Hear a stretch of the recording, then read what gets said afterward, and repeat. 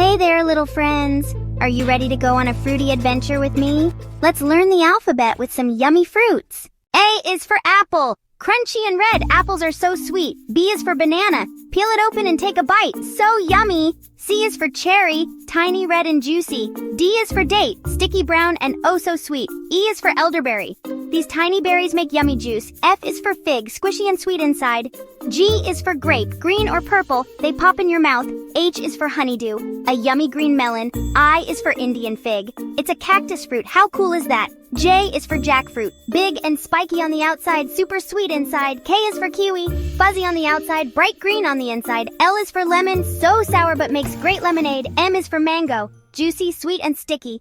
N is for nectarine, like a peach but smooth. O is for orange, round and bursting with juice. P is for pineapple, spiky on the outside, golden inside. Q is for quince, hard and yellow, perfect for jam. R is for raspberry, soft, red, and super tasty. S is for strawberry, red with tiny seeds. T is for tangerine, easy to peel and super sweet. U is for ugly fruit, it looks funny but tastes yummy. V is for voavanga, also called Spanish tamarind. W is for watermelon, green outside, red and juicy inside.